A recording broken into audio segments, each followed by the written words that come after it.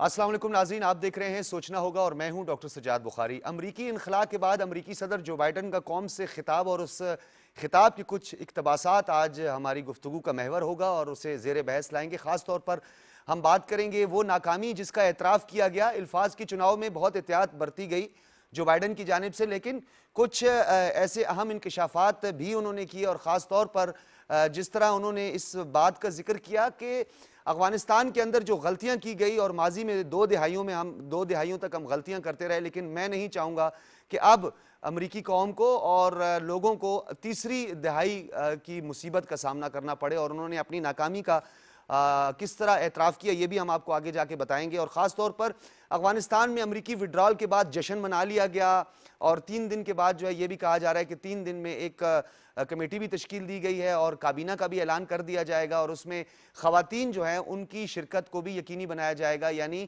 اقتدار شراکت جسے کہا جاتا ہے۔ لیکن یہ بھی ابھی تک فیصلہ نہیں ہوا کہ ان کو کون سا منصب دیا جائے گا، پورٹ فولیو دیا جائے گا، کیا ان کو کوئی وزارتیں ملیں گی یا نہیں ملیں گی۔ لیکن بہت سارے انکشافات پوری دنیا میں ہو رہے ہیں، اور اتنی عجلت میں جو وڈرال کیا گیا اس کو چینی وزیر خارجہ نے بھی تنقید کا نشانہ بنایا۔ لیکن ایک آپ کو بڑی اہم بات بتائیں، یونیورسٹی آف شکاگو کے ایک پروفیسر ہیں ٹام کیسڈی، انہوں نے یہ کہا ہے کہ امریکہ نے سیکنڈ ورلڈ وار کے بعد 5 جنگیں لڑی جس میں امریکہ کو ناکامی کا سامنا کرنا پڑا۔ ٹیررزم اور ایکسٹریمزم کے خاتمے کے لیے جو بیڑا اٹھایا تھا وہ حتمی نتیجے تک نہیں پہنچا، اور نہ ہی اس میں کوئی خاطر خواہ کامیابی کا سامنا کرنا پڑا۔ افغانستان، شام، عراق، یمن اور خاص طور پر خلیجی جنگوں کا اس میں ذکر کیا گیا، ویتنام بھی اس میں شامل ہے۔ خلیجی جنگوں میں کچھ کامیابیاں حاصل ہوئی، لیکن ناکامی کی وجوہات پر آج بات کریں گے کہ یہ پے در پے ناکامیوں کی کیا وجوہات ہیں۔ جو بائیڈن نے اپنی گفتگو میں یہ بھی کہا کہ روزانہ $300 ملین ہم خرچ کرتے رہے اور 20 سال تک یہ سلسلہ چلتا رہا۔ کوئی 35% سے زیادہ اراؤنڈ کوئی ایک محتاط اندازے کے مطابق افواج پہ خرچ کیا گیا، پھر خوراک پہ اور انفراسٹرکچر ڈیولپمنٹ پر کام کیا گیا، تنخواہوں کی مد میں پیسہ دیا گیا، لیکن کوئی کام نہیں آیا۔ $2 ٹریلین سے زیادہ خرچ کیا امریکہ نے، لیکن رزلٹ کیا نکلا اس پر بات کریں گے۔ اور اب وڈرال کے بعد سوشل، پولیٹیکل اور اکنامک جو ایشوز ہیں افغانستان کے، اس کا کیا ہوگا۔ $9 ارب کے قریب اثاثے منجمد کر دیے گئے ہیں، جو خاص طور پہ $7 بلین تو صرف امریکہ نے منجمد کیے ہیں جو ان کے فارن ریزروز تھے، اور $2 بلین دیگر ممالک کے بھی ہیں۔ اگر یہ $9 بلین ریلیز کر دیے جاتے ہیں اور مل جاتے ہیں طالبان کو اور افغانستان کو، تو انفراسٹرکچر ڈیولپمنٹ سے اور دیگر مسائل کے حد تک اس میں حل ہوں گے۔ اس پر ہم بات کریں گے۔ مہمانوں کا تعارف کرواتے چلیں، بڑے اہم اور بڑا اہم پینل ہے آج ہمارے ساتھ۔ سب سے پہلے تعارف کروائیں گے پروفیسر ڈاکٹر معصوم یاسین زئی صاحب ہمارے ساتھ موجود ہیں، کسی تعارف کے محتاج نہیں ہیں، استاد ہیں، ریکٹر ہیں انٹرنیشنل اسلامک یونیورسٹی کے، سینئر تجزیہ کار ہیں، انٹرنیشنل ریلیشنز پہ آپ کی بہت گہری نظر اور گرپ ہے۔ بہت شکریہ پروفیسر صاحب آپ کی تشریف آوری کا۔ ہمارے ساتھ مبارک علی صاحب موجود ہیں، افغان امور کے ماہر ہیں، بین الاقوامی امور اور سینئر تجزیہ کار ہیں، اینکر پرسن ہیں۔ مبارک علی صاحب آپ کا بھی بہت شکریہ۔ اور ہمارے ساتھ لیفٹیننٹ جنرل ریٹائرڈ امجد شعیب صاحب ہمیں اسکائپ سے جوائن کریں گے، آپ بھی کسی تعارف کے محتاج نہیں ہیں، دفاعی امور کے ماہر ہیں اور خطے کی بدلتی ہوئی صورتحال پر آپ کی بڑی گہری نظر ہوتی ہے۔ پروفیسر صاحب آپ کی اجازت سے جنرل صاحب سے ایک اسٹریٹجک نوعیت کا ایک کوسچن ہے وہ کریں، اس کے بعد ہم آپ کی طرف آئیں گے۔ جنرل صاحب کیا ہونے جا رہا ہے؟ بہت سارے اعتراف بھی ہوئے ہیں، اور طالبان کے حوالے سے انہوں نے کہا ہے جو بائیڈن نے کہ ہم الفاظ نہیں عمل دیکھیں گے۔ جنرل صاحب میں پہلے آپ کو ایک ساؤنڈ بائٹ سنانا چاہوں گا جو کل صدر جو بائیڈن نے اپنی گفتگو میں کہی ہے، اور ناکامی کا کس طرح اعتراف کیا ہے اور غلطی کا کس طرح اعتراف کیا ہے۔ پہلے آپ کو یہ دکھاتے ہیں، پھر آپ اس کا رسپونڈ کیجئے گا۔ جی۔ I simply do not believe that the safety and security of America is enhanced by continuing to deploy thousands of American troops and spending billions of dollars a year in Afghanistan. But I also know that the threat from terrorism continues in its pernicious and evil nature. But it's changed, expanded to other countries. Our strategy has to change too. جی general صاحب کیا respond کریں گے؟ بسم اللہ الرحمن الرحیم۔ دیکھیں یہ اس کا ایک مالی پہلو کہ اتنا بڑی رقم خرچ ہو گئی، غلطیوں کا نام نہیں لیا لیکن غلطیوں کا اعتراف ضرور کیا۔ بات یہ ہے کہ جب پہلی دفعہ آپ آئے تو یہ امریکہ جب یہاں پہ پہنچا تو طالبان کی حکومت ختم کر دی انہوں نے. وہ بھی ایک وقت تھا کہ یہ یہاں سے پل آؤٹ کر سکتے تھے. پھر القاعدہ کے پیچھے لگ گئے, طالبان کے پیچھے لگ گئے. پھر اسامہ بن لادن 2010 میں مارا گیا, تب بھی یہ پل آؤٹ کر سکتے تھے. لیکن کسی کو یہ اندازہ نہیں تھا کہ یہ کر کیا رہے ہیں اور کیوں طول دیتے جا رہے ہیں. نتیجہ یہ ہے کہ آج جو یہ 2 ٹریلین سے زیادہ کا خرچہ کرتے ہیں ہوا, اگر اس کا حساب لگا لیا جائے تو اسی میں آپ کو پتہ لگ جائے گا کہ اس جنگ کو طول کیوں دیا. اس میں تقریباً 51 ان کے کانگریس مین ہیں جنہوں نے انویسٹمنٹ کی ہوئی تھی, انہوں نے کانٹریکٹرز کے اسٹاک مارکیٹ میں اسٹاک خریدے ہوئے تھے, پیسہ کما رہی تھی دنیا, اور یہ ایک کاروبار بن گیا ہوا تھا افغانستان کے بعض لیڈرز کے لیے بھی, بعض کے بہت سارے کانٹریکٹرز کے لیے بھی. طالبان بھی ان سے بھتا لے رہے تھے اور سب اس میں انفراسٹرکچر کے نام پہ, مختلف چیزوں کے نام پہ پیسہ کھایا جا رہا ہے. نتیجہ یہ ہے کہ جنگ کا شاید ایک مقصد لوگوں نے بنا کے تو یہ اس کو پروموٹ کیا, لیکن آفیشلی یہ کہا جاتا تھا کہ یہاں پہ ہم نے ایک جمہوریت قائم کرنی ہے, ایک بڑا مہذب معاشرہ قائم کر کے جانا ہے جس میں خواتین کے حقوق ہوں گے, ایک ماڈرن سوسائٹی کریٹ کر کے جانی ہے جس میں کہ لوگ تعلیم حاصل کر سکیں گے. وہ ساری کہانیاں آج کہیں نظر نہیں آتی, بہت تھوڑا ایفیکٹ. لیکن اگر ہم یہ سمجھ لیں کہ امریکہ یہاں پہ اپنا انفلوئنس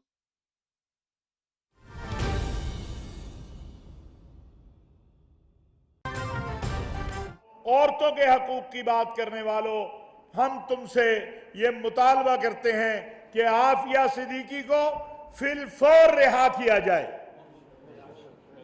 حکومت پاکستان اپنی کوشش کر رہی ہے, میں جانتا ہوں کہ عمران خان صاحب کے دل کی آواز ہے. اب جب یہ جنگ ختم ہو گئی اور باقی لوگوں کو تم نے ان کے ساتھ معاہدے کر لیے, تم نے دستبرداری کر لی, ان کے ساتھ صلح کر لی, تو پھر تم عافیہ صدیقی کو کیوں رہا نہیں کر رہے ہو؟ لہٰذا آج کا یہ علماء و مشائخ کنونشن حکومت پاکستان کو, وزیر اعظم پاکستان کو یہ یقین بھی دلاتا ہے, یہ مطالبہ بھی کرتا ہے کہ عافیہ صدیقی کی رہائی کے لیے جو ممکنہ اقدامات ہیں وہ اٹھائے جائیں. ہم اپنی حکومت کے ساتھ ہوں گے, اپنی وزارت خارجہ کے ساتھ ہوں گے, اپنے وزیر اعظم کے ساتھ ہوں گے. اور امریکن سے بھی ہم کہتے ہیں, یو این او سے بھی کہتے ہیں, او آئی سی سے بھی کہتے ہیں, برطانیہ سے بھی کہتے ہیں, جب جنگ ختم ہو گئی ہے تو ایک مظلوم, چلو مسلمانوں کی بیٹی, تمہیں مسلمان کے ایک عورت تو ہے کہ نہیں ہے عافیہ صدیقی, ایک انسان ہے کہ نہیں ہے. تو ہمارا یہ مطالبہ ہے کہ عافیہ صدیقی کو جو ہے وہ فوری طور پر رہا کیا جائے اور پاکستان جو ہے اس کو واپس بھیجا جائے, کیونکہ اس جنگ کا اختتام ہو گیا ہے. لہٰذا اب ویسے بھی کوئی جواز نہیں ہے اس کو قید میں رکھنے کا. ہم عالمی دنیا سے یہ بات کہنا چاہتے ہیں کہ جو آپ کے مطالبات تھے, جو آپ نے چیزیں طے کی دوحہ کے اندر, اس کے مطابق افغان طالبان نے کر کے دکھا دیا.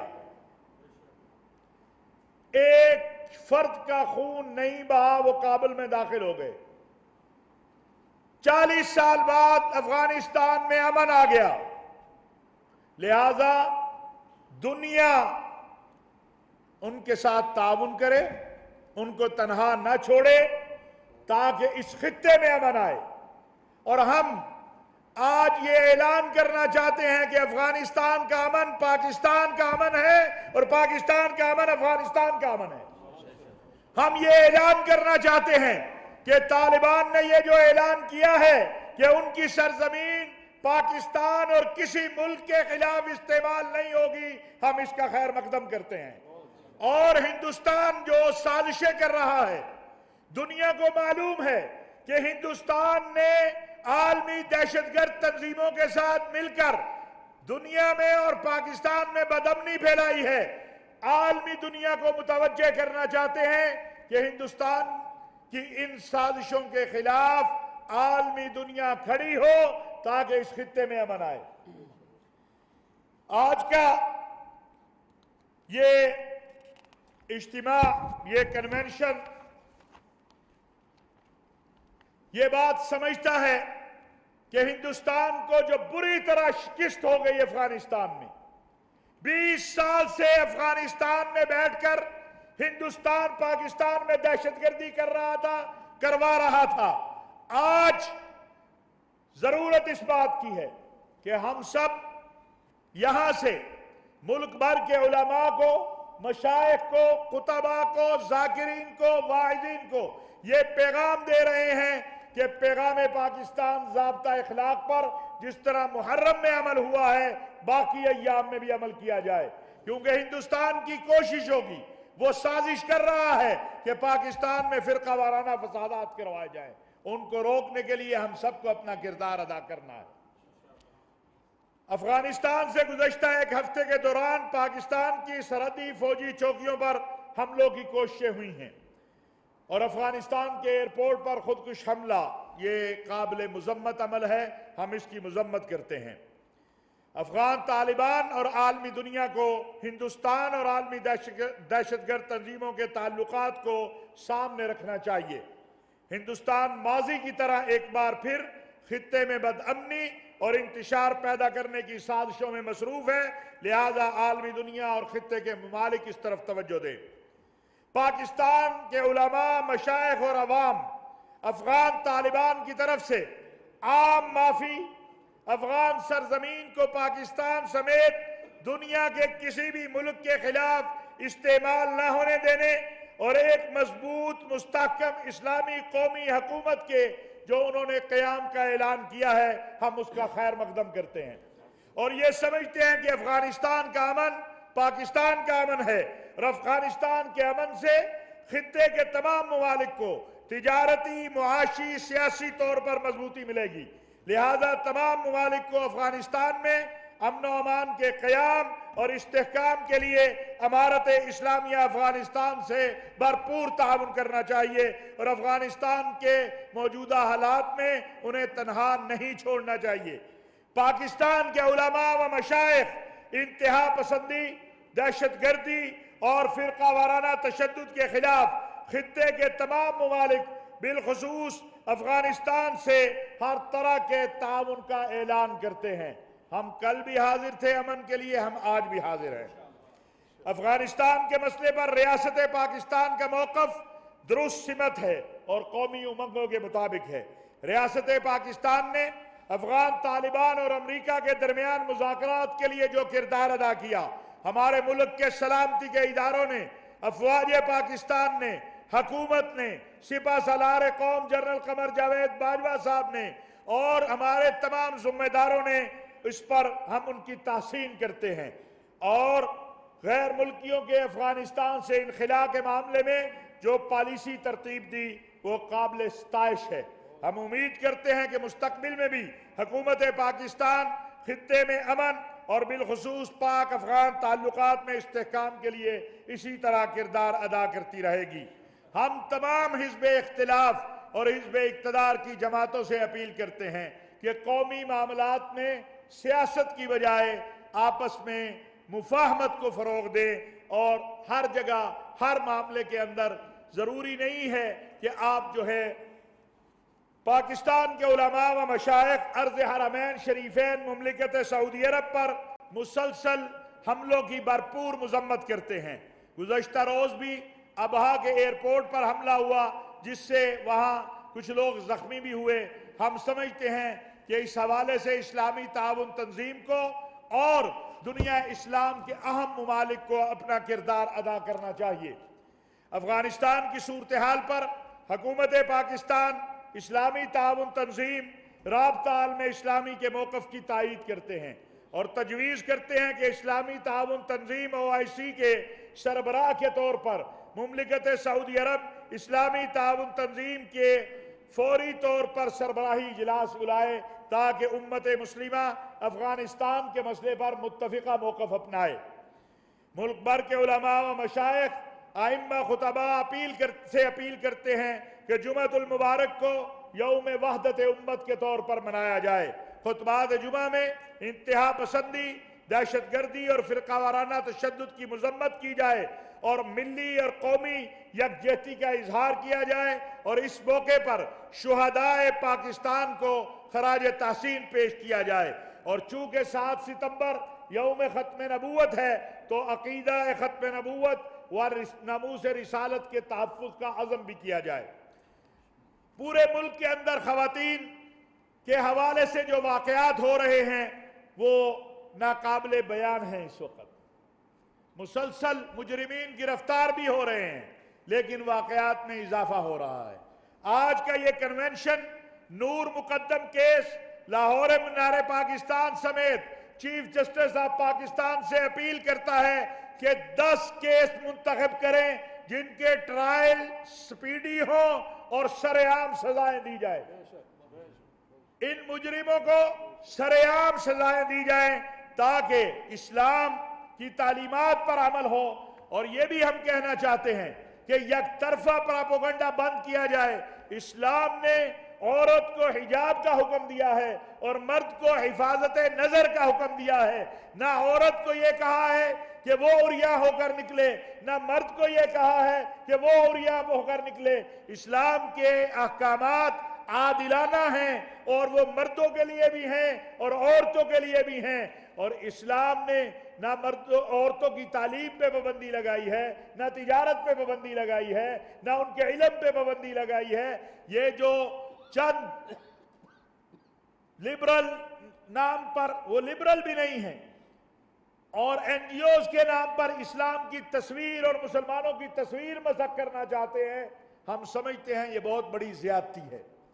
میڈیا سے بھی یہ کہنا چاہتے ہیں کہ وہ دونوں پہلو بیان کریں کہ اسلام عورت کو اگر حجاب کا حکم دیتا ہے، عورت کو بے لباسی سے منع کرتا ہے، تو مرد کو بھی منع کرتا ہے۔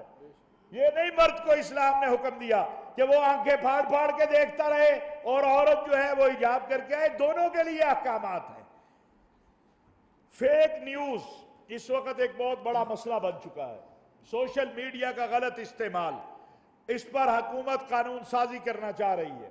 ہم سمجھتے ہیں کہ میڈیا کے دوستوں کو بھی، اور میں خود اس کا شکار ہوا ہوں، کہیں سے مجھے انصاف نہیں ملا تھا۔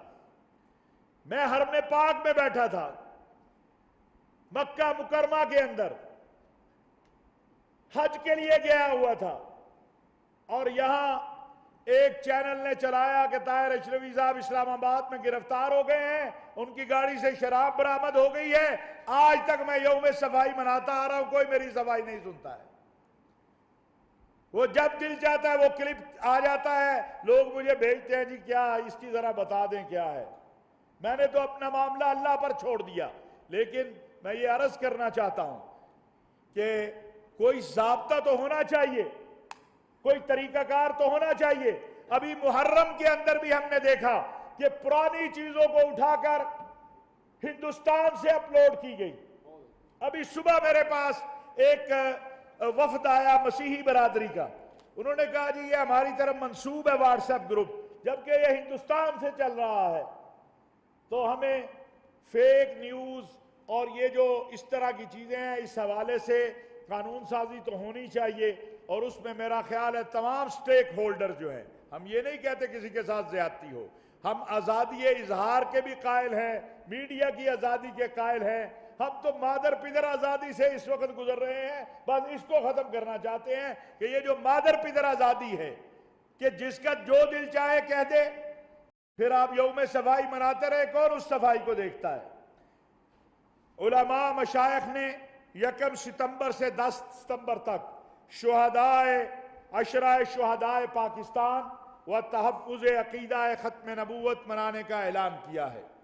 ہم پاک فوج کے شہداء کو، اور ایسے موقع پر جبکہ یہ 40 سال کے بعد جنگ ختم ہوئی ہے اور اللہ کرے کہ امن ہو، پاک فوج کے شہداء کو، پولیس کے شہداء کو، علماء کو، अवाम को, पाकिस्तान के तमाम बच्चों को, सबको सलाम पेश करते हैं और शुहदा और गाजियों के साथ यकजहती का इजहार करते हैं। इंशाअल्लाह आपने फैसला किया है कि पाकिस्तान उलमा कौंसिल जो है वो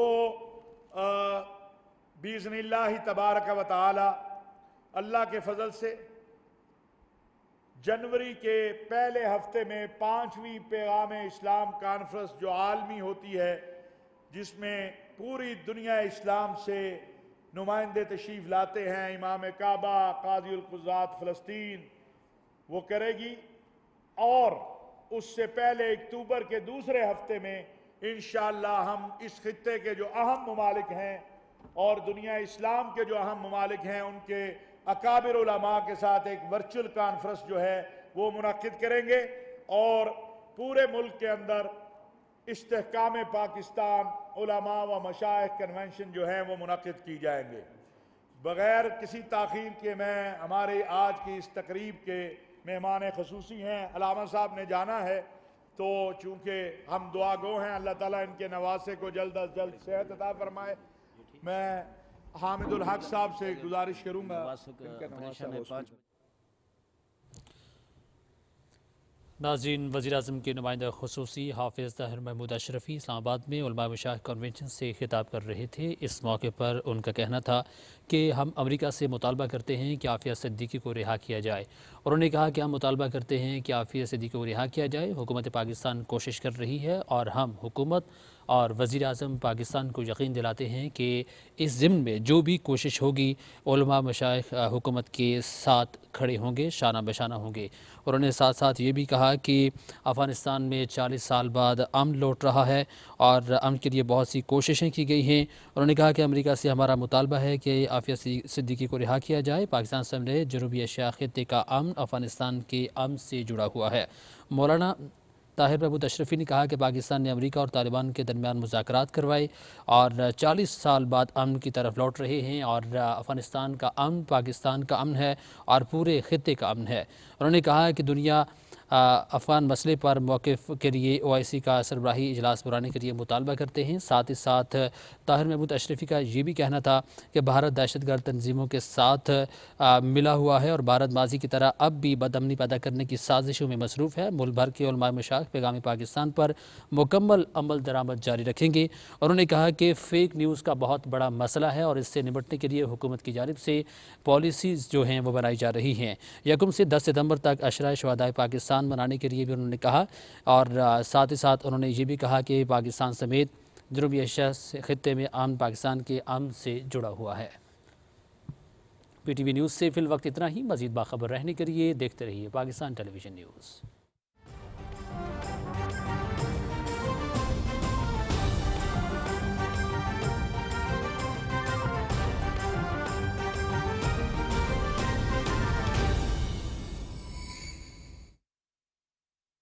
प्रॉपर तो अभी तक उनको कहीं से नहीं मिला। अब जब मैं नहीं डॉक्टर साहब इंडिया दिया है सबने। जब एक प्रॉपर गवर्नमेंट बनेगी इन अ डे और टू, जब प्रॉपर गवर्नमेंट बनेगी तो मैं समझता हूं कि पाकिस्तान को पहल करनी चाहिए। ठीक है। अब जो डॉक्टर साहब ने एक और बात कही कि वहां पे इदारों का भी फुकदान है, इदारे नहीं है, पैसा नहीं है।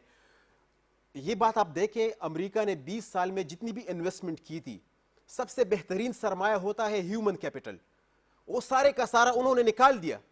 जो अच्छे दिमाग थे वो निकल गए, वो यूरोप चले गए, अमेरिका चले गए, कनाडा चले गए। हाँ। और उनके लिए स्पेशल वीजा उसने इनिशिएटिव लॉन्च किया था, उसके तहत उन्होंने जो चीदा और चीदा तालिबान ने दिमाग थे बार वो बार निकाल रोका, दिए। अनाउंस करते रहे बार बार कि आप लोग ना जाएं मुल्क छोड़कर। बहुत ज्यादा तालिब अब जरूरत जिन लोगों की थी रिकंस्ट्रक्शन की, और जिस तरह सुहेल शाहीन ने एक ट्वीट किया था कि now we have conquered, now roll up your sleeves and let's rebuild this country. लेकिन किससे आप रिबिल्ड करेंगे? इंजीनियर्स को आपने निकाल दिया, डॉक्टर्स चले गए, असातिज़ा कराम चले गए, जितने भी टेक्निकल लोग थे वो सारे एक एक करके। सहाफी, मैं डॉक्टर साहब आपको बताता हूं कि कल परसों से कम से कम 15 से 20 लोगों की दरखास्तें मेरे सामने इस व्हाट्सएप में मेरे साथ पड़ी हुई हैं कि आप काइंडली वहां पे एम्बेसी से रब्ता करें। उसमें डॉक्टर भी है, इंजीनियर्स भी है और हमारे जो है सहाफी दोस्त है वो भी है।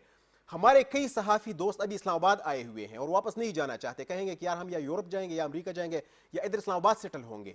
तो ये चीज बहुत इंतहाई सर, वैसे इस तरह के क्राइसिस बदकिस्मती से पूरी दुनिया में होते हैं। जो डेवलपिंग कंट्रीज होती हैं वो कोशिश उनकी यही होती है और हमारे यहाँ भी यही مسائل رہے ہیں, خاص طور پر جو ہمارے ڈپرائیوڈ ایریاز ہیں وہاں کے لوگ وہیں سے اسی کوٹا پہ میڈیکل ڈاکٹرز بھی بنتے ہیں, انجینئرز بھی بنتے ہیں, پھر وہ کہتے ہیں نہیں جی ہم نے اسکالرشپ کے لیے بھی باہر جانا ہے, وہاں جا کے وہ اسکپ ہو جاتے ہیں. بالکل ڈاکٹر صاحب, لیکن ان حالات میں امریکہ کو چاہیے تھا کہ, اور طالبان کو بھی چاہیے کہ جس طرح اس نے عام معافی کا اعلان کیا, ٹھیک ہے ان اے سینس فتح مکہ کی یاد تازہ ہو گئی, لیکن اتنا ان کو تسلی دینی چاہیے اپنے لوگوں کو کہ جو ٹیکنیکل لوگ ہیں, خدارا ان کو تو خصوصاً ان کے پاس جائیں اور کہیں کہ آپ ملک بالکل نہ چھوڑیں, آپ کی ضرورت ہے. ٹھیک ہے, میں جنرل صاحب آپ کی طرف آؤں گا. اب بہت ایک بڑا مرحلہ ہے اور ایک سنگ میل ہے جسے طے کرنا ہے. افغانستان میں اتنی بڑی جو ڈیمولشنگ ہوئی ہے, انفراسٹرکچر کا کتنا برا حال ہے, اور معاشی طور پر اتنا کرائسس سامنے آ رہا ہے, تو یو این آپ کہاں کھڑا دیکھتے ہیں, اور بالخصوص افغانستان کے جو فطری اتحادی ہیں جو بظاہر نظر بھی آ رہے ہیں, کیا وہ کوئی ایکسٹرا آرڈنری میئرز لینے کے لیے تیار ہوں گے؟ دیکھیے, ایک تو یونائٹڈ نیشن فوری طور پہ ہیومینیٹیرین گراؤنڈز کے اوپر ان کو ہر طرح کی ہیلپ دینے کے لیے تیار ہے, جس میں سب سے زیادہ مسئلہ تھا ادویات کا اور خوراک کا. اس پہ امریکہ نے بھی سپورٹ کیا ہے کہ بالکل یہ ہیومینیٹیرین گراؤنڈز پہ جو کچھ بھی کیا جانا چاہیے وہ کریں, اور وہ پاکستان اس میں پوری مدد کر رہا ہے. پی آئی اے یہاں سے لفٹ کر کے چیزیں لے کے جا رہی ہے جو یونائٹڈ نیشن ان کو دبئی میں پرووائڈ کرتی ہیں, اور دبئی سے یہ پک کر کے تو مختلف علاقوں میں افغانستان میں پہنچا رہے ہیں. دوسری بات یہ ہے کہ ادارے, جہاں تک اداروں کا تعلق ہے, دیکھیے بہت سارے لوگ جو کہ اس وقت کام کر رہے تھے ان اداروں میں, وہ کچھ ڈفرنٹ سوچ کے مالک تھے, اور وہ سوچ وہ تھی کہ یہ لوگ ٹرینڈ تھے بھارت کے. انہوں نے بیوروکریسی بھی بھارت میں ٹرین کروائی تھی, انہوں نے این ڈی ایس اپنی انٹیلیجنس بھی بھارت میں ٹرین کروائی تھی, آرمی کے بہت سارے لوگ وہاں سے ٹریننگ لے کے آئے تھے, پولیس وہاں سے ٹریننگ لے کے آئی تھی, اور وہ لوگ یا تو بھاگ گئے وہاں سے, چلے گئے, یا انڈر گراؤنڈ چلے گئے. اب چیز یہ ہے کہ سب سے پہلا عمل ادارے بنانے کے لیے وہ آپ کا آئین ہے, کانسٹیٹیوشن ہے, کیونکہ وہ لے ڈاؤن کرے گا کہ یہ کس قسم کا اسلامک کانسٹیٹیوشن آپ بنا رہے ہیں, شریعت آپ کس لیول پہ لے کے جاتے ہیں, کہاں آپ کے ذہن میں کیا ہے شریعت, اور پھر اس کی بنیاد پہ آپ نے لوگوں کو سلیکٹ بھی کرنا ہوگا. ہو سکتا ہے کچھ پہلے لوگ بھی شامل ہوں, آفٹر آل سارے تو نہیں چلے گئے وہاں سے, تو آپ اداروں کے جو ہیڈ لگائیں گے وہاں پہ وہ شاید نئے لگانے پڑیں, اور وہ جو کانسٹیٹیوشن میں آپ طے کریں گے اس کی روشنی میں وہ چیزیں ہوں گی. مسئلہ یہ ہے کہ ابھی تک ہم وہ پہلے سٹارٹنگ پوائنٹ سے آگے نہیں گزرے. یہ کابل پہ قبضہ ہو گیا, لیکن آگے آئین کیا ہوگا, حکومت میں کون لوگ ہوں گے, یہ چیزیں ابھی سامنے نہیں آئیں. ٹھیک ہے, اگر جیسے ڈاکٹر صاحب بات کر رہے تھے, اور میں بھی یہ مانتا ہوں کہ اگر افغانستان میں ہم نے امن رکھنا ہے, امن لانا ہے, تو پھر اس کے لیے تو بہت ضروری ہے کہ ایک انکلوسیو گورنمنٹ بنے, براڈ بیسڈ, جس میں کہ تمام سٹیک ہولڈرز موجود ہوں, کیونکہ الیکشن تو یہ کرا نہیں رہے کہ ان کی لیجیٹمیسی اس طرح بنے. تو لیجیٹمیسی لینے کے لیے اور تمام سٹیک ہولڈرز کو سیٹسفائی کرنے کے لیے یہ ضروری ہے کہ سب آن بورڈ ہوں, اور پھر وہ سارے جب یہ اس سسٹم کا حصہ بنتے ہیں تو بیٹھ کے آئین وغیرہ کا فیصلہ کریں. پھر آپ جائیں گے اداروں کی طرف, اور جیسے ابھی مبارک صاحب کہہ رہے تھے کہ ہیومن کیپٹل جو ہے آپ کا, ہیومن ریسورس, وہ آپ کو ایک سٹاک لینا ہوگا, دیکھنا ہوگا کہ ہم نے اس پورے پروسیس میں کیا کھویا ہے. جو چلے گئے ہیں وہ میں سمجھتا ہوں اچھا ہو گیا نے وے.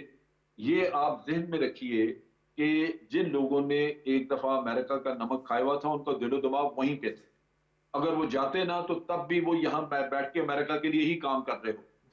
امریکہ آگے کیا ایٹیٹیوڈ رکھتا ہے, اگر تو کل کو ان کا معاملات طے ہو جاتے ہیں طالبان کے ساتھ, اور وہ سمجھتے ہیں کہ طالبان کو ہم نے تعاون کرنا ان کے ساتھ, تو شاید معاملہ ٹھیک چلے. لیکن اگر تعاون کے علاوہ کوئی اور راستہ ہوا جس میں کہ وہ یہاں پہ انتشار پیدا کرنا چاہتے ہیں, انسٹیبلٹی رکھنا چاہتے ہیں تاکہ چائنا رشیا وغیرہ فائدہ نہ لے سکیں, تو پھر اس صورت میں وہ لوگ ان کے مورے ہوں گے امریکہ, جنہوں نے جو لوگ ان کے ساتھ مل کے کام کر چکے ہیں, جو بھارت میں ٹرین ہو چکے ہیں. ٹھیک ہے, تو طالبان کو اس میں خاصا کیئرفل ہونا پڑے گا, لیکن میرا اپنا خیال ہے کہ سٹیپ بائی سٹیپ چلیں تو انشاءاللہ آپ اپنی مشکلات پہ قابو پا لیں. اچھا جنرل صاحب, آپ نے ایک بڑی اہم بات کی تھی, یہ جو داعش کے حوالے سے انکشافات ہو رہے ہیں, بالخصوص داعش خراسان کے حوالے سے جو باتیں ہو رہی ہیں, اس میں یہ کہا جا رہا ہے, کیونکہ آپ کو بھی یاد ہوگا کہ عراق وار کے بعد جب امریکہ وہاں سے وڈرال کی طرف بڑھ رہا تھا, تو اچانک ہمیں پتہ چلا کہ جی آئی ایس نامی ایک آرگنائزیشن ہے تو تیل کے کنووں پہ انہوں نے قبضہ کر لیا ہے.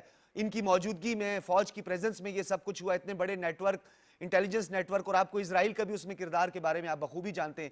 پھر اچانک امریکہ جب افغانستان پر حملہ آور ہوتا ہے تو پھر جب اس کے وڈرال کا کچھ ٹائم قریب آتا ہے تو IS کے حملوں میں اور شدت میں اضافہ ہو جاتا ہے. تو کہیں آپ اس بات کی طرف تو اشارہ نہیں کر رہے کہ کچھ ایسی آرگنائزیشن ہیں جن کو امریکہ نے وہاں پہ رکھا ہوا ہے اور وہ سمجھتا ہے کہ ہماری جنگ میں ہمیں ناکامی نہیں ہوئی اور ہم ان کے ذریعے فتح حاصل کریں گے؟ دیکھیے وہاں پہ داعش کا وجود جو اوریجنل داعش ہونی چاہیے, جیسے سیریا میں آئی یا عراق میں آئی, وہ تو تھا نہیں. یہاں پہ ہوا یہ ہے کہ جب داعش نے زور پکڑا عراق میں اور ان کو فتوحات ہونی شروع ہوئی تو مختلف دنیا کے مختلف ملکوں سے, مختلف علاقوں سے لوگوں نے جا کے داعش میں شمولیت کرنا شروع کر دی. سوشل میڈیا کے ذریعے وہ انوائٹ کرتے تھے. اس میں چیچنیا اور داغستان سے, رشیا سے تقریباً 3 سے 4 ہزار لوگ وہ جا کے داعش میں شامل ہوئے اور سیریا میں گئے, داعش کا حصہ بن گئے. اسی طرح ایران میں ایرانین بلوچستان سے سنی لوگ جو تھے وہ گئے اور وہ جا کے, ان کی تعداد اندازہ نہیں لیکن کہا جاتا ہے کہ 1200 کے قریب تھے, وہ بھی جا کے سیریا میں شامل ہو گئے. اور یہ لوگ جا کے خود اپنے ہی ملک, یعنی دوسری طرف داعش کے خلاف لڑ رہا تھا ایران اور رشیا, ان کے خلاف داعش کی طرف سے یہ انہی کے لوگ لڑے. اب یہ لوگ جو ہیں جیسے داعش کو شکست ہوئی تو یہ نیچرلی انہوں نے واپس ادھر ہی آنا تھا, یا اپنے ملک جاتے یا افغانستان جو کہ نیکسٹ ڈور ہے. ٹھیک ہے. تو یہ افغانستان میں آئے. ان کے بارے میں کہا جاتا ہے کہ ان کو CIA نے پروٹیکٹ کر کے رکھا اچھا ہوا ہے. جنرل صاحب, میں یہاں آپ کو معذرت سے روکنا چاہوں گا کیونکہ مجھے بریک کا کہا جا رہا ہے. بریک کے فوراً بعد واپس آئیں گے. تو افغانستان میں یہ کیسے پھلے پھولے, یہ ہوا کیا, اس پہ آپ سے کنٹینیو رکھیں گے ایک بریک کے بعد.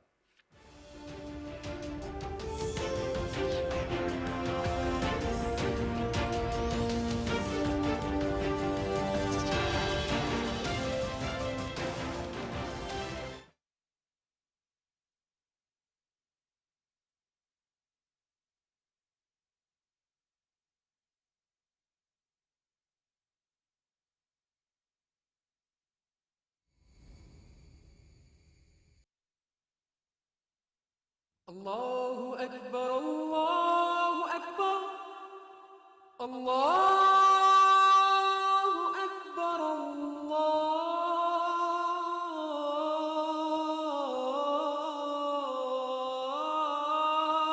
الله أكبر أشهد أن لا إله إلا الله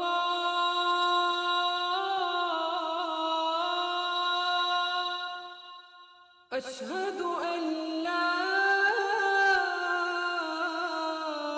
إله إلا الله أشهد أن محمد رسول الله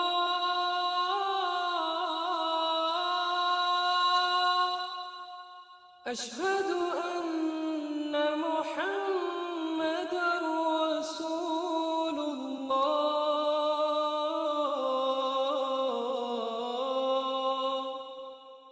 حي على الصلاة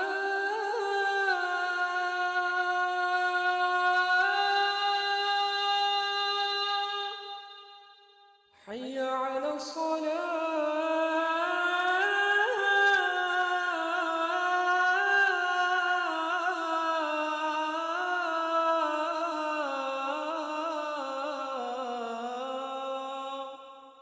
حي على الفلاح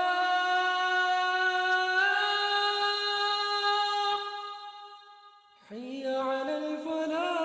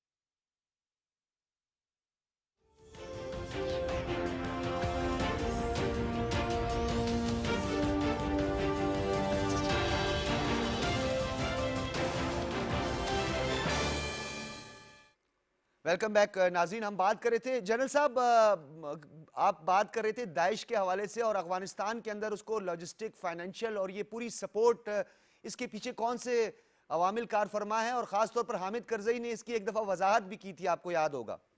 جی بالکل. یہ وہ چیپٹر ہے جو کہ سی آئی اے نے کنٹرول کیا، تیار کیا، اور کہا جاتا ہے کہ یہ ایران اور رشیا سینٹرل ایشیا کے خلاف استعمال کرنے کے لیے دونوں سائڈ پہ ان کو پروٹیکٹ کر کے رکھا ہوا ہے، اور یہ کبھی بھی کسی وقت بھی امریکہ اس کو بھی لانچ کر سکتا ہے.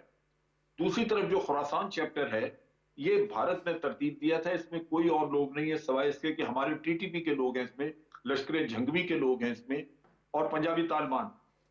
اس کو یہ خراسان چیپٹر کا نام دے کے تو بھارت نے آرگنائز کیا ان کو، صرف اور صرف پاکستان کے خلاف استعمال کرتے رہے. ٹھیک ہے. اب وہ افغانستان میں بھی جیسے ان کو یوز کرنا چاہیں گے، را یا انڈین ایجنٹس وہ اس کو کر سکیں گے، کیونکہ وہ فنڈنگ ان کی ہے، تیار انہوں نے کروایا، ٹرین وہ کرتے رہے.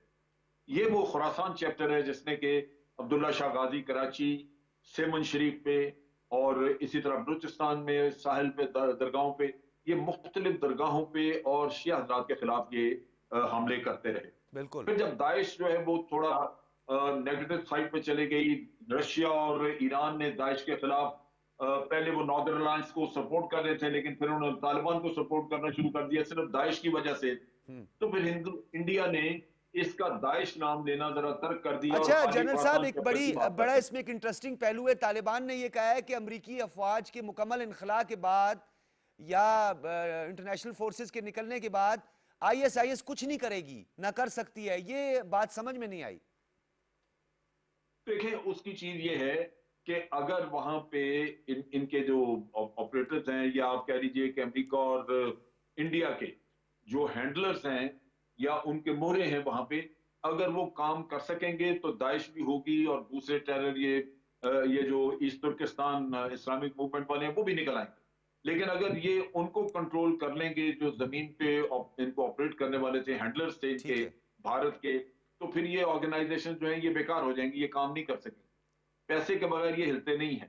تو اس وجہ سے یہ بڑا ضروری ہے کہ طالبان ان لوگوں کو چیک رکھیں جو یہاں پہ 20 سال سے اپنے مورے تیار کر رہے تھے. ٹھیک ہے. اگر وہ چیک ہوگا تو پھر لازمی بات ہے کہ داعش ہو یا کوئی بھی وہ پھر کام نہیں کر سکے گی. لیکن اگر یہ ان کے وہ جو ان کے ایمبیسی اور ان کے کونسل خانے وغیرہ تھے اگر اسی طرح فنکشنل ہوئے تو پھر آپ دیکھیں گے کہ افغانستان میں ٹرمائل ہوگا، کوئی وجہ نہیں کہ نہ ہو. ٹھیک ہے. ٹھیک ہے. اچھا پروفیسر صاحب، میں آپ کی طرف آؤں گا. جنگوں کا جو حوالہ دیا، اور جس طرح خاص طور پر جو امریکی ایک رائٹر ہیں انہوں نے اس پر بات بھی کی، اور انہوں نے کہا ان جنگوں کی ناکامی کی بہت ساری انہوں نے وجوہات کا ذکر کیا. فرسٹ ورلڈ وار ہوئی، سیکنڈ ورلڈ وار، اس ٹائم بھی اتحاد بنائے گئے، بلاکس بنائے گئے، اور چیٹنگ ہوئی، سب کچھ ہوا. کچھ پولیٹیکل آبزرورز بھی یہ سمجھتے ہیں، اور کچھ دفاعی جو ماہرین ہیں وہ بھی یہ سمجھتے ہیں کہ اسے یہ نہ کہا جائے کہ تیسری جنگ عظیم نہیں ہے، جنگ ابھی جاری ہے. تو آدمی اپنے ماضی کے تلخ تجربات سے سیکھتا ہے. لیگ آف نیشن، پھر اس کے بعد اقوام متحدہ کا قیام عمل میں آتا ہے. برسلز میں سر جوڑ کے بیٹھتے ہیں کہ جی جنگ کی تباہ کاریوں سے بچنا ہے، دوسرے ملک کی ساورینٹی، انٹیگریٹی کا خیال کرنا ہے. امریکہ نے ان سب کو پاش پاش کیا، اور کسی بھی ملک کی ساورینٹی کو اس نے نہیں دیکھا. یہ کچھ سیکھا نہیں ہے یا مقصد کچھ اور ہے؟ ناکامیوں کی کیا وجوہات ہیں؟ بحیثیت استاد میں کبھی کبھی یہ سوچتا ہوں اس ایک بات پر کہ why do we fail not to learn from the experiences. یہ چیز جو ہے مجھے کبھی کبھی وہ کرتی ہے، یہ کیوں اس طرح ہے. میں جب دیکھتا ہوں، آپ نے یہ اتنی ساری ناکامیوں کا ذکر کیا، آپ دیکھ لیں، آپ کو ہر ایک میں اس کو انالائز کر لیں، آپ کو ایک چیز نظر آئے گی کہ امریکہ اس کاز کے ساتھ سنسیئر نہیں تھا. نیت نہیں تھی، نیت کبھی بھی نہیں تھی، سنسیریٹی نہیں تھی اس میں. اگر سنسیریٹی ہوتی تو کبھی اس طرح نہیں ہوتا. آپ کیوں نہیں سیکھتے ہو؟ اپنے ایکسپیرینسز سے سیکھ لو. اچھا اگر اپنی سے تمہیں سمجھ میں نہیں آتا تو آپ کے جو دوسرے ہیں، ابھی آپ چائنا کی ہم مثال دیتے ہیں.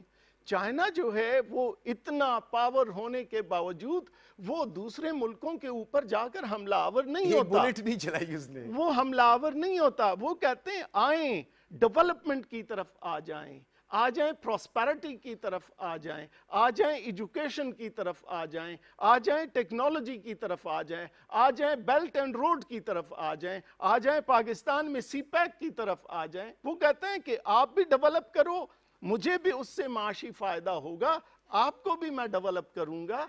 वो ये नहीं करता, उसकी विल है, उसकी विल है, उससे सीखने की हमें वो कोशिश वो कर लेनी चाहिए। और कभी कभी हम इतने यानी ऐसी वो करते हैं। अभी आपने इंडियन की यहाँ पे वो बात की कि वो जाकर मिलता है सफीर के साथ और ये एश्योरेंस लेने के लिए कि आपके मुल्क से हमारे मुल्क कोई जो है वो आपकी सरजमीन को इस्तेमाल न करे हमारे ऊपर वो करने के लिए। और तुम्हारे ऊपर क्या करेगा कोई तुम्हारे ऊपर? यानी मैं कभी कभी दुनिया से वो करता हूं, ए दुनिया तूने क्यों अपनी आंखें बंद की हैं? तू इस मुल्क की, तू हिंदुस्तान की यानी जो ह्यूमन राइट्स की जो वायलेशन वो करता है इतने कश्मीर में, तू उसको क्यों नहीं देखता? तुम्हारे अगेंस्ट तो यूएन के रेजोल्यूशंस तक वो सारे मौजूद हैं, इतने सालों 70 सालों से वो मौजूद है। तू अगर वाकई चाहता ये है कि एक सिविलाइज्ड कंट्री के तौर पर तू इस दुनिया में या इस रीजन में अपना रोल अदा कर ले, तो तू भी ह्यूमन राइट्स को वायलेट करने से अपने आप को वो कर ले, दूर कर ले। ह्यूमंस की इस तरह से वो न कर जिस तरह से तू कर रहा है। और फिर पाकिस्तान की मिसाल ले लें। देखो पाकिस्तान जो है वो ये नहीं कहता किसी से कि मैं बदस्ते बाजू या बदस्ते तलवार या वेपन्स के मैं वो करता हूं। वो कहते हैं कि वो अब पाकिस्तान में हमने एक पैगाम पाकिस्तान यहाँ पे दिया है, उस पैगाम पाकिस्तान में देख लें ह्यूमन राइट्स की कितनी वो की गई है, यानी कितना हमने उसको, जो दूसरे मज़ाहिब के लोग हैं उनको कितने राइट्स हम लोगों ने वो दिए हैं। इस तरह से कर लो, इनसे सीखने की कोशिश कर लो। अब अगर आप ये जो अब रात को मेरा दिल खून के आंसू रो रहा था जब उन्होंने काबुल का एयरपोर्ट दिखाया, जो जहाज था उसमें से पुर्जे निकाल दिए गए, जो हेलीकॉप्टर्स थे उससे पूरे पुर्जे निकाल कर आपने वो ढांचे छोड़ दिए। ये तुम्हारी सिंसेरिटी का आलम है। ये वो तुम्हारे $2 ट्रिलियन हैं जो तूने वहां पे लगाए। तो इसका मतलब ये है कि तुम्हें उनके साथ कोई वो नहीं। अच्छा, आर्टिफिशियल स्टेबिलिटी थी, इकोनॉमिक स्टेबिलिटी जिसकी हम बात करते हैं। अफगानिस्तान तो तब भी 2000 से पहले अगर हम अफगानिस्तान देखें, 9/11 से पहले का अफगानिस्तान देखें तो वही क्राइसिस था, वही सैंक्शंस थी तालिबान पे, और तालिबान जो है वो बड़ी मुश्किल से वक्त गुजारे थे। तो ये जो बीच के 20 साल थे ये तो आर्टिफिशियल इकोनॉमिक स्टेबिलिटी थी, अमेरिका के डॉलर्स थे। तो अब जब वो निकल गए तो डेफिनेटली तो फिर वहीं से स्टार्ट लेना होगा। देखो, जिस चीज पर तूने इन्वेस्ट किया, अगर तूने वहां के लोगों को जाकर इंडिया में वो कर दिया और वो वहां से अभी चले गए, इंडियन ट्रेंड बहुत अच्छा हुआ जो चले गए, हम बहुत खुश हैं इस बात पर कि वो जो इंडियन ट्रेंड है वो वहां से चले गए, वो वहां पर मौजूद नहीं है। आपने अगर वहां पे वेपन्स के ऊपर इन्वेस्ट किया, वेपन्स की तो वो हालत आपने छोड़ दी जो वहां पे हैं, वो तो किसी के काम के भी नहीं है। वो तो उस वक्त होता अगर आप उस कौम को एजुकेट करते, अगर आप उस कौम की डेवलपमेंट में और एक्सचेंज ऑफ नॉलेज होता है, एक्सचेंज ऑफ नॉलेज होता है, बिल्कुल। आज मुझे इतनी खुशी होती अगर तू वहां से जाते जाते वहां पे जो अफगानिस्तान है वहां पे 20,000 PhDs उनकी यूनिवर्सिटीज में छोड़ते, तो हमें खुशी होती कि उसने उस कौम को बस डॉक्टर साहब बहुत वक्त कम है, कंक्लूड कर दीजिएगा। जनरल साहब ने भी बात की आप सामने, मुबारक अली, ये बताइएगा, एक ही बात अब करनी है कि तालिबान की हिकमत अमली में कोई आने वाले दिनों में फौरी तौर पर कोई तब्दीली नजर आ रही है आपको? बहुत बड़ा चैलेंज है डॉक्टर साहब तालिबान को। उन्होंने पहले अपने सफ़ों को जो है इकट्ठा करना होगा, जो कि बहुत एक बड़ा टास्क है। लगता है कि बड़ी आसानी के साथ जिस तरह वो आए 15 अगस्त को और उसने चढ़ाई कर दी और वो एंटर हो गए, होना तो ये चाहिए था कि प्रॉपरली वेलकम करते अशरफ गनी उनको और प्रॉपरली एक हुकूमत हैंड ओवर करते, लेकिन उतना एक हैस्टी माहौल बन गया कि वो भाग गए, निकल गए, प्रॉपरली उसको हुकूमत भी हैंड ओवर नहीं किया। जितनी आसानी से उसने काबुल फतह किया है उतनी आसानी से हुकूमत चलाना मुश्किल है। बात करेंगे अगले किसी प्रोग्राम में, तफसीलन बात करेंगे। बहुत शुक्रिया lieutenant general retired Amjad Shoaib साहब, प्रोफेसर डॉक्टर मासूम यासिन जई साहब, मुबारक अली साहब, आप तीनों हजरात का बहुत शुक्रिया। नाज़रीन इजाजत दीजिए, अल्लाह हाफिज।